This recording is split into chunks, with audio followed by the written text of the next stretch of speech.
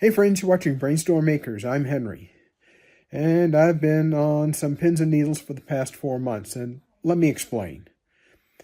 In September, I found out my younger brother had triple bypass surgery. It was successful. It's going to be a bunch of recovery for him, but at least he survived the unexpected surgery. And that brings me to the whole topic of this show. I'm older. I'm also heavier, and I've been heavier than my brother for many years, like about 60 years. And with heavier weight sometimes comes more medical issues. So when my brother was taken to the hospital for an emergency bypass, triple bypass, I decided to spend some time talking to my primary care physician.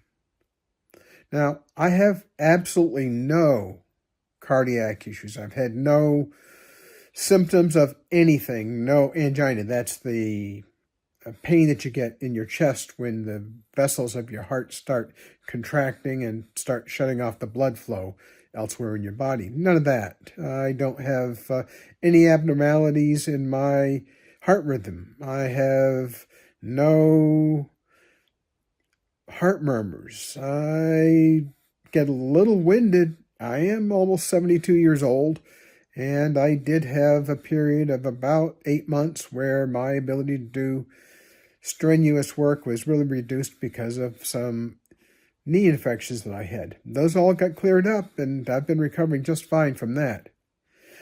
But to say I was a bit shocked it would be a real understatement. So I went to my primary care physician and said, okay, here's the situation. My much younger brother had triple bypass surgery. I don't know if he had conditions or symptoms before he had the surgery, but he had it. And I guess it was kind of nip and tuck whether he's going to make it through the surgery and recover. But he has. That's good news. But now I was concerned about what was my cardiac health like. Now, I'd had various studies done over the last 30 years for a whole lot of reasons. I had what's called a PVC, preventricular contraction of my heart, when my father was in the process of having end of life with Parkinson's disease. And I was in a high-stress position with a court case where I was an expert witness. So I was working 18 hours a day, 20 hours a day, 7 days a week, and I started having some heart arrhythmias. And those were PVCs, and I could feel them. I could tell when they were going to happen. I went into a cardiologist, and he said, nope, that's not a problem. We'll put you on this medication, which he did, and it was fine. Fast forward to about 12 years ago, when I was on a different healthcare plan that my physician could refer me for a bunch of cardiac tests. There was no symptoms, no reason to be concerned, and sure enough, going through those tests, there was no reason for concern. So I really wasn't worried about it. Now, 12 years later, my brother has heart surgery. Not what you want to hear. Well, yeah, I'm happy he survived, but I wasn't happy that he had to have the surgery. I talked with my doctor at some length about the situation, about any symptoms and everything I went through with him. And I've been through a lot of things with that doctor, same doctor, for, I guess, about 7 years, 6 or 7 years anyway. And I've never had an issue with my cardiovascular system. But I said, okay, let's do the lab tests. What lab tests can we do? And he said, well, we do these blood tests. We get the blood tests back on an expedited basis, and nothing showed up. And so I said, okay, well, what's the next non-invasive thing that we can do, which is kind of an imaging thing? And he said, well, we can have what's called a CT calcium score done. But that was going to take a long time to get through the insurance company. So I said, okay, well, I'll go get that test done. I'll pay for it out of pocket. which is not cheap. It wasn't terribly expensive, but it's not what you want to be doing for an entire afternoon. So I went and had the test done, and 2 days later, he and I had a conversation. And it was not a real happy conversation because my calcium score was in the upper limits of what's normally seen. Well, the concern then is, did I have some plaque buildup in my arteries? Did I have plaque buildup on my heart valves? And there's ways to tell that, but I needed to go see a cardiologist. So I scheduled the cardiologist. It was supposed to happen in the beginning of December. But because things changed with that cardiologist, my appointment was pushed out until January. So all of September, October, November, and December, I was waiting to see what the story was going to be. Did I have a big problem? Would I be able to live a normal life? Did I have to have a bunch of new medications? Did I have a new regime of exercise or non-exercise? Just a lot of questions. January 7th, I went for a whole half day. Well, more than a whole half day, actually. It's just supposed to be a half day of tests in the morning. And when I was getting ready to check out, the person at registration said, well, we can get you in for this next test at 12:30 today. Well, of course I was going to take it. The same day? Why not? So I did. And then I did yet another test at 4:30 that day. Why not? It was available. And if you've ever tried to get a consultation for a specialty, a lot of times you have to wait for weeks or, in my case, months. And I didn't want to wait another 4, 5, or 6 months to get these tests done. So we got the test done. And the good thing was everything showed fine. There was no problems. But there was one more test to do.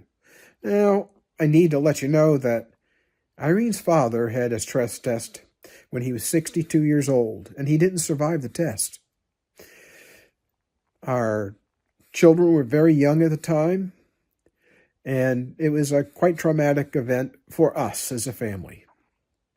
Obviously, for him, he didn't survive. So there's always a little bit of trepidation when you're talking about doing a stress test, and especially the old-style stress test where you had to run on the treadmill for 12 minutes or 15 minutes, something like that, because that's where you tend to get in trouble. In the old days, 62 years of age, I think he was probably, that was probably about 42, 43 years ago. So lots changed, but still, there's always that little bit of concern in the back of your mind.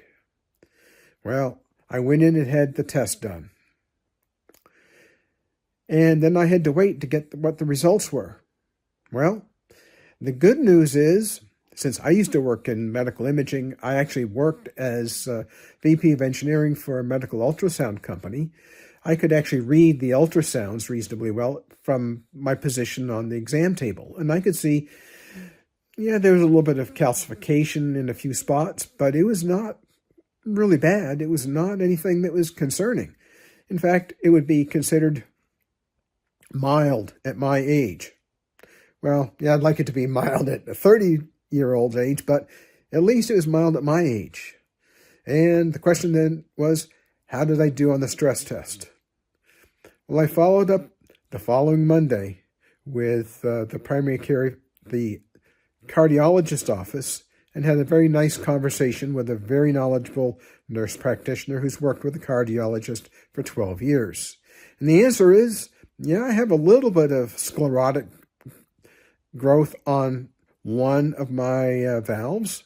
It's not anything to be concerned about, and my condition is now considered to be unremarkable. So I've gone from being really concerned to being moderately comfortable with the situation.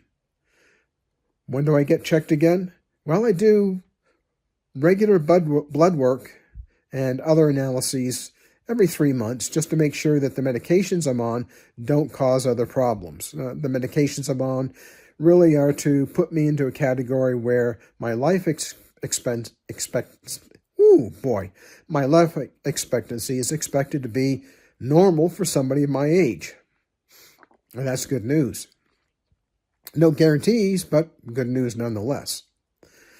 So I'll go in for those tests every 3 or 4 months. It's no big deal. It's a blood draw and urinalysis.